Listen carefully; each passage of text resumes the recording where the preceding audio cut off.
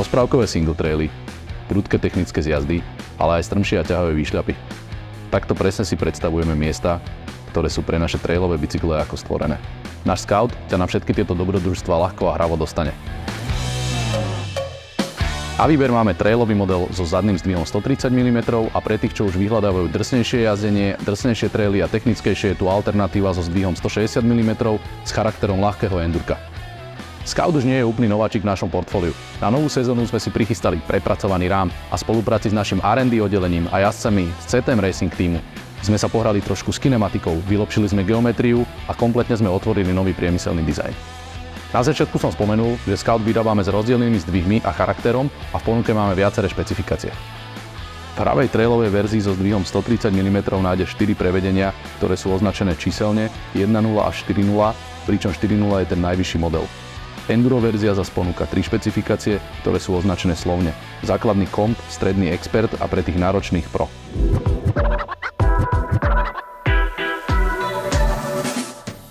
Našou víziou pri novej generácii Scoutu bolo vytvoriť vizuálne príťažlivý a zároveň plne funkčný a spoľahlivý rám.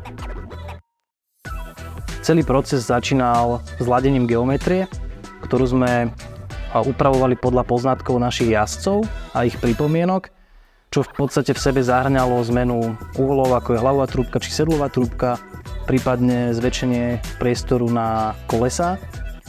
Ako náhle sme túto geometriu doladili, začal proces navrhovania, kde sme na túto geometriu začali aplikovať naše prvotné ideové skice.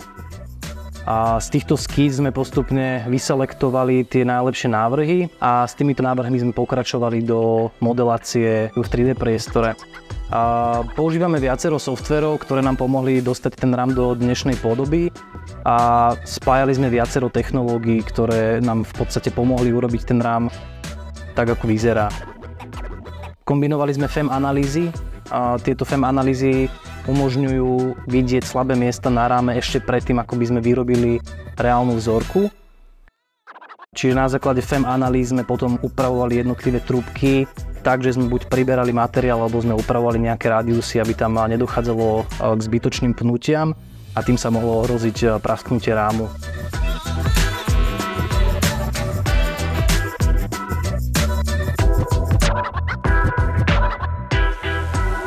Ako náhle máme fázu skicovania hotovú, tak vlastne komplet skicu si prenesieme do virtuálnej reality, kde si ešte overíme nejakú funkčnosť a vlastne proporcie, lebo je tam už vidno vlastne ten model 1:1.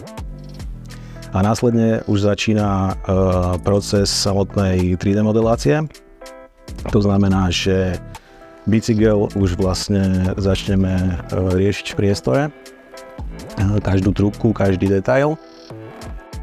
Keď máme hotové 3D dáta, tak začneme s prípravou dát pre 3D tlač. Vlastne 3D tlač nám umožňuje celý proces zrýchliť, lebo my si dokážeme overiť funkcie, alebo respektíve dokážeme si vytlačiť bicykel 1:1 a na základe tohto modelu si vieme komplet ohádzať bicykel komponentami a vlastne vyskúšať si jeho funkčnosť. A ako náhle si to schválime, tak tým pádom posielame 3D data do výroby.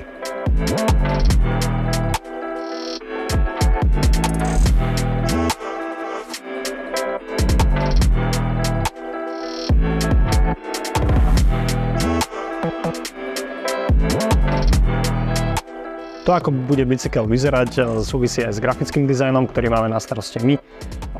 Ten grafický dizajn pozostáva z výberu farieb, z výberu drobných prvkov a ich umiestňovania na rám. Tento proces začíname už počas toho, ako nám výrobca samotný rám pripravuje a chystá. Predtým, než nám príde samotný sample, samotná vzorka, tak my už skúšame v počítačovej verzii ten bicykel nasimulovať, aká farba by sa nám hodila, kde by ten jednotlivý prvok mohol byť umiestnený. Keď máme už vo vlastných rukách fyzicky daný rám, tak grafické komponenty si priamo skúšame umiestniť na ten bicykel. Overujeme si to s tými návrhmi, ktoré máme v počítači, či sa nám to páči, či nie, či je to niečím zaujímavé a výnimočné. A a hľadáme aj farby, ktoré budú zaujímavé pre koncového zákazníka a tie potom si porovnávame aj s rôznymi vzorkovníkmi, ktoré máme k dispozícii, aj so škálou vzorkových trubiek, kde máme rôznu škálu danej farby v rôznych odtieňoch.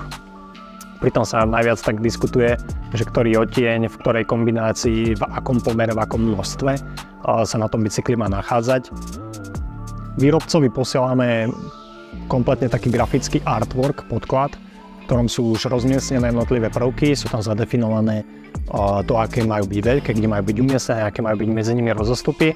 Ak má bicykel maskovanie, čo napríklad Bicycle Scout práve má, tak špecifické je práve umiestnenie toho stretu jednej farby s druhou, ktoré musí byť presne zadefinované, špecifikované práve tomu striekačovi, ktorý ten rám bude pripravovať.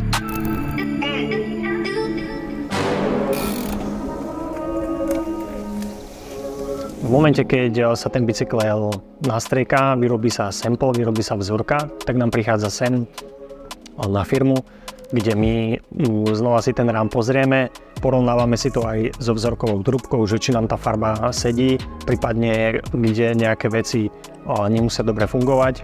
A vieme to ešte predtým, než sa spustí úplná výroba, drobné veci upraviť.